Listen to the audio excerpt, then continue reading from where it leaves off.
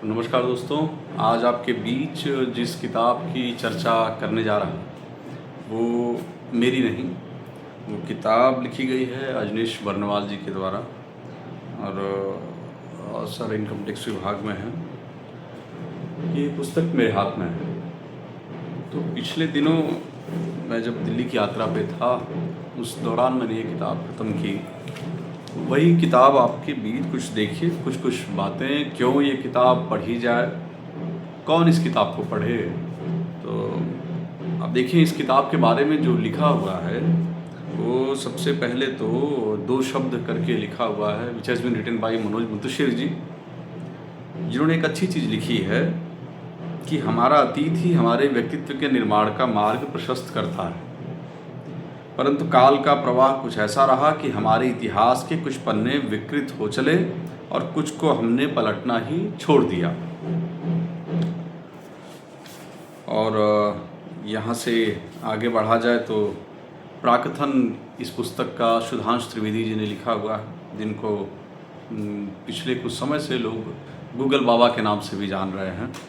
इसके प्राकथन में देखिए एक विशेष चीज़ कि अतः ऋग्वेद के मूल तत्वों का आधार लेकर ये पुस्तक क्या है, इसके प्राकथन से स्पष्ट हो जाएगा कि ऋग्वेद के मूल तत्वों का आधार लेकर उसे एक साहित्यिक औपन्यासिक रोचकता के साथ प्रस्तुत करना युगानुकूल दृष्टि से एक उपयुक्त प्रयास है। और उसके बाद प्रस्तावना, मैं सच कहूँ दो शब्द मनोज मुंतशिर जी के, सुधांशु त्रिवेदी सर का प्राकथन और उससे कहीं मजबूत अजनीश बर्नवाल जी भाई साहब की प्रस्तावना के शुरू के शब्द आप देखिए कि संगच्छध्वम श्रृंखला के प्रथम खंड के लेखन के समय मन में उठी। प्रथम खंड मैं आपको दिखाता चलूँ, ये किताब का प्रथम खंड ये है आपके सामने। इसको भी पढ़ करके इस पर रिव्यू दूंगा, लेकिन अभी दूसरे खंड की बात करते हैं क्योंकि मेरे हाथ में दूसरा खंड पहले आया। तो ये लिखे हैं, संगच्छध्वम श्रृंखला के प्रथम खंड के लेखन के समय मन में उठी कुछ जिज्ञासाएं तो शांत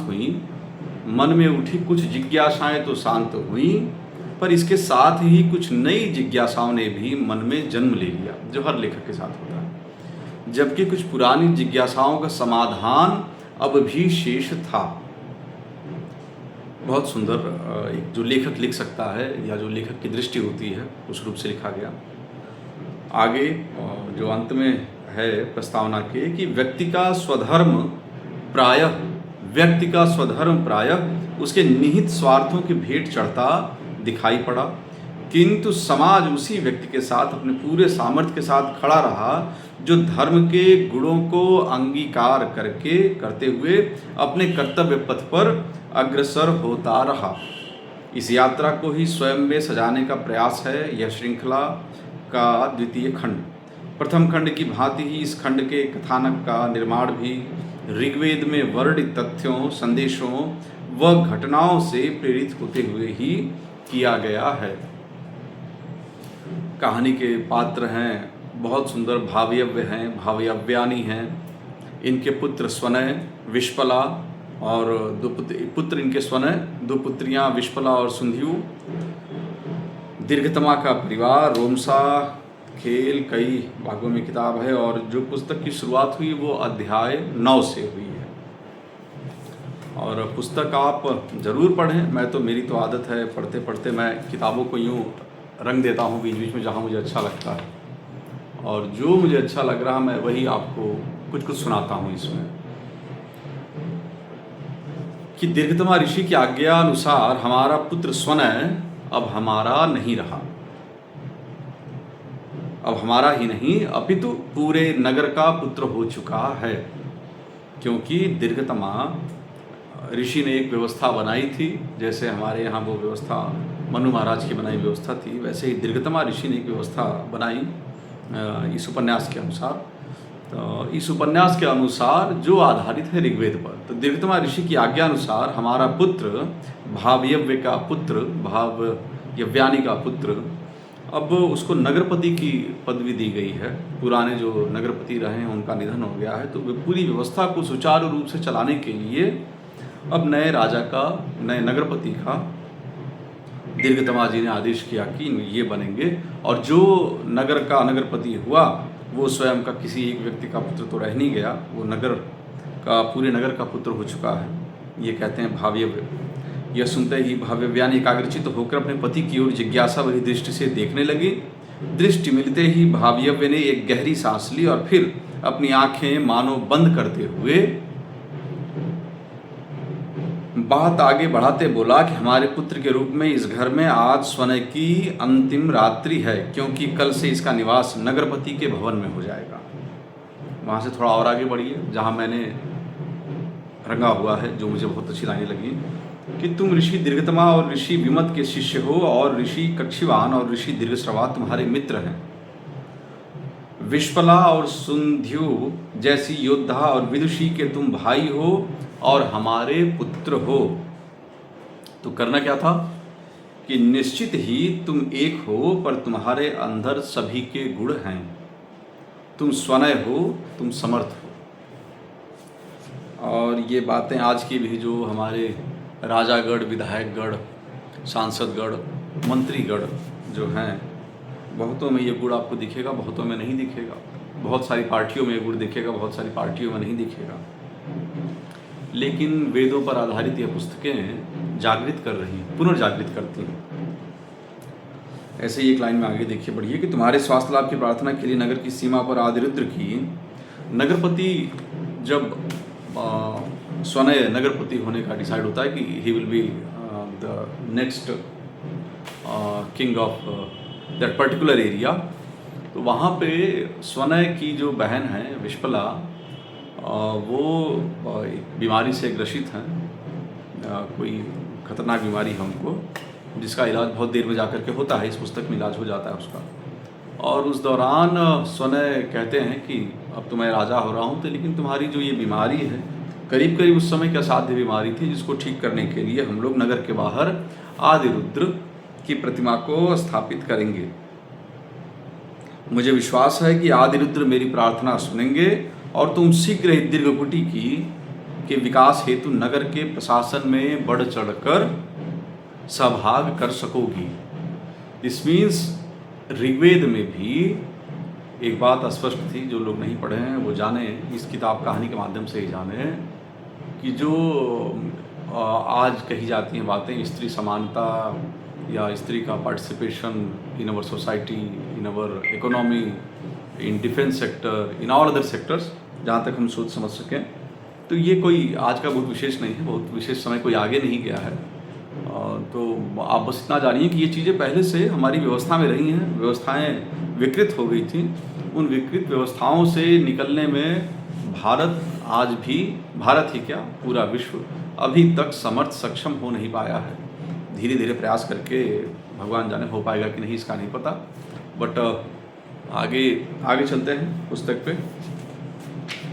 ये व्यवस्थाएं वहाँ भी थी, और ये तो पूरा पेज, ये आप देखिए, मैं पूरा पेज, इसमें कहीं ना कहीं कुछ ऐसा मिला है, सुंदर मिला है।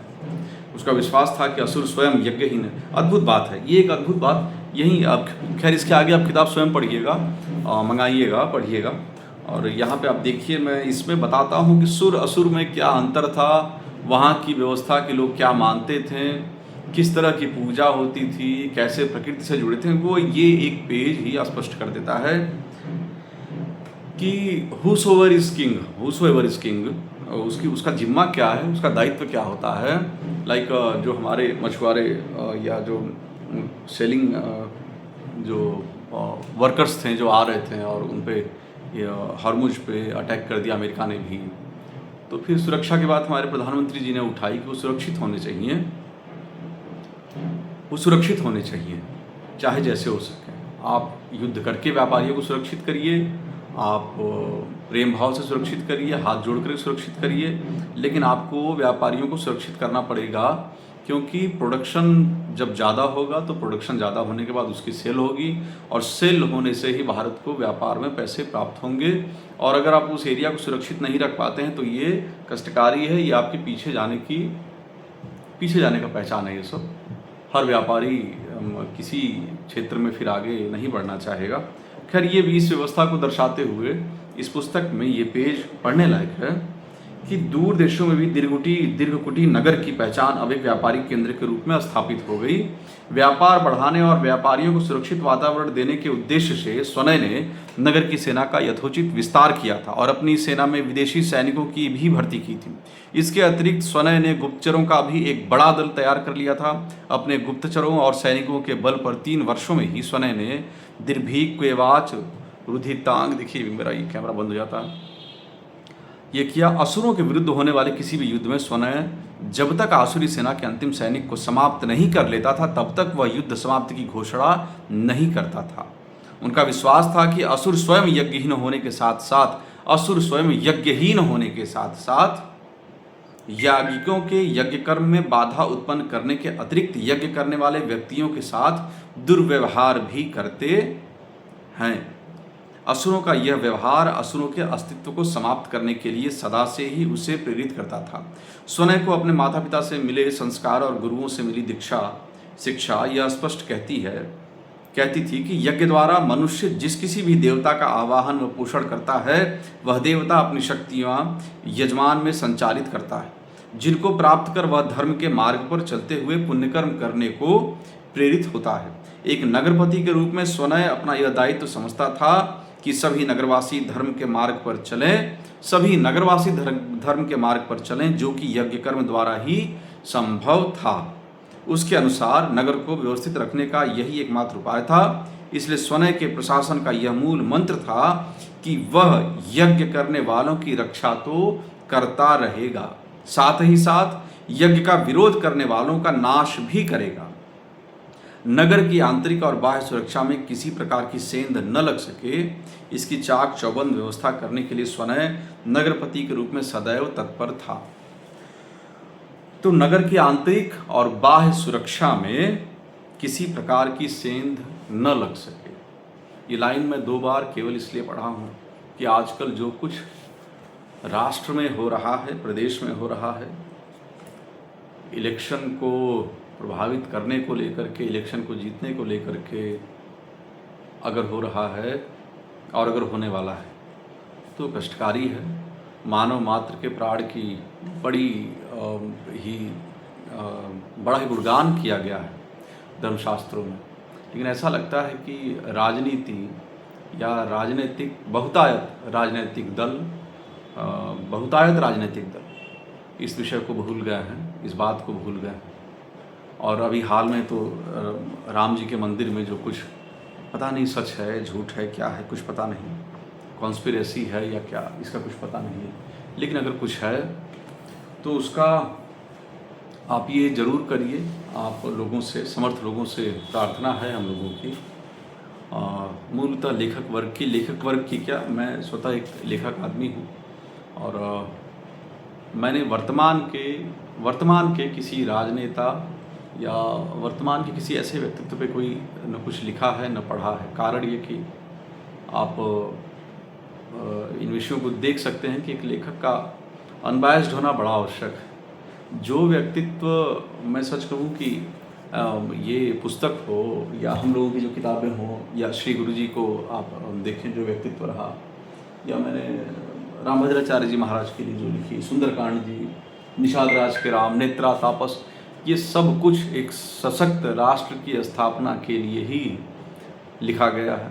और हम जैसे साहित्यकारों का प्रयास यही है कि सबल राष्ट्र हो।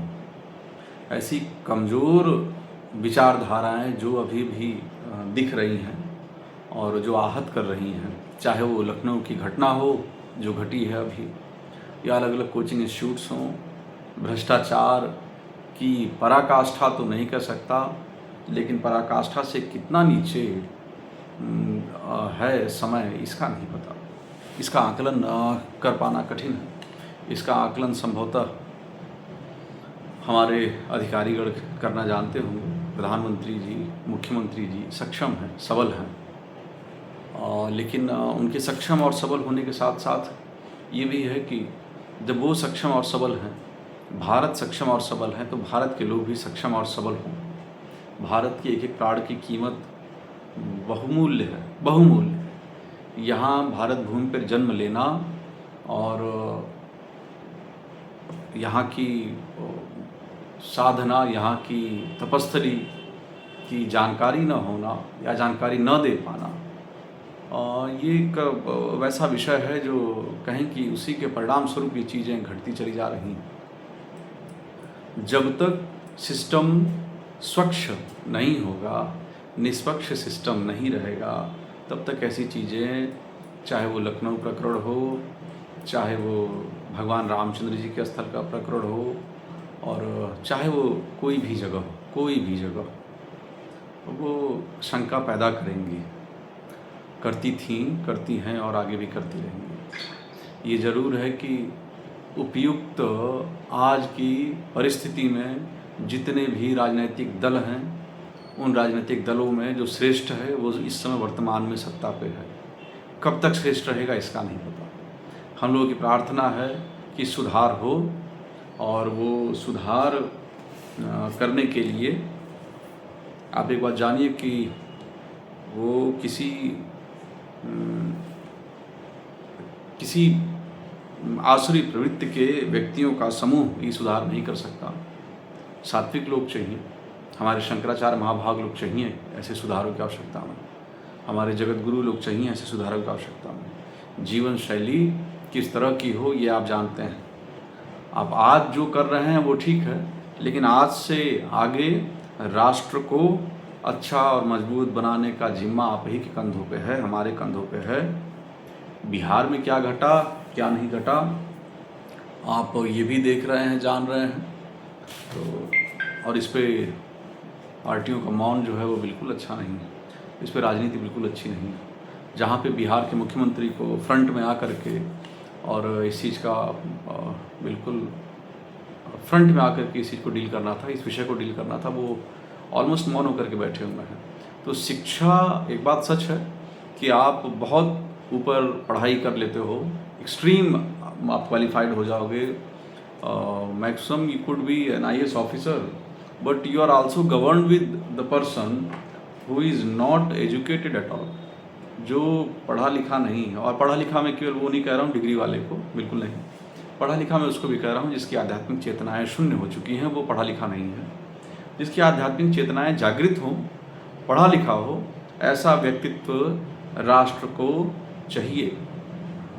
जिस तरह के व्यक्तित्व, आप जानिए कि मुझे लगता है आप देखे होंगे गोवा के मुख्यमंत्री इसमें उदाहरण थे, जो पहले मनोहर पारिकर जी हो गए, गडकरी जी हो गए, और इसमें तो खैर उनके एक फैसले पे लेकर के प्रश्न उठे हुए हैं, कहाँ तक सही नहीं पता, लेकिन कुछ नाम ऐसे हैं, उड़ीसा के सारंगी जी हो गए, कुछ ऐसे व्यक्तित्व हैं जिनसा व्यक्ति जैसे लोग चाहिए राष्ट्र को आगे। तो खैर बहुत ज़्यादा क्या ही बोलूँ, राजनीतिक दल में न फंसे, इसका प्रयास राजनीतिक दलों को स्वयं करना होगा, उनके थिंक टैंक को करना होगा। और ये ज़रूर है कि वर्तमान में जो है वो श्रेष्ठ हैं, लेकिन वो श्रेष्ठता उनको बनाए रखने के लिए भीषण मेहनत करनी, भीषण प्रयास करना होगा। अब जबकि राम मंदिर के चढ़ावे पर, दान पर प्रश्न उठ गया है, तो आप समझिए कि जनता, जिस तरह से एक बात कही जाती है अन्य गलियारों में कि राजनेता किसी के नहीं होते हैं, उसी तरह से जनता किसी की होती नहीं है, भावनाएं हैं। आप सब कुछ करके धार्मिक भावनाओं से खिलवाड़ नहीं कर सकते, इस पे पर्दा नहीं डाल सकते, ये छुपने वाली चीज़ नहीं है। आप अगर इन पे पर्दा डालने का प्रयास करेंगे और अगर रिजॉल्व सही तरीके से नहीं कर पाए तो you will definitely be punished, आप जानिए। और मुझे भी पूरी आशा है कि ये विषय इस तरह से डील होगा जो हमारे राष्ट्र को और हमारे कुछ ऐसे व्यक्तित्व जिन पे प्रश्न उठ गए हैं वो इससे खूब सुंदर चमक करके बाहर आएंगे। लेकिन इनका स्वस्थ निराकरण बड़ा आवश्यक है, निष्पक्ष निराकरण बड़ा आवश्यक है। जय श्री राम।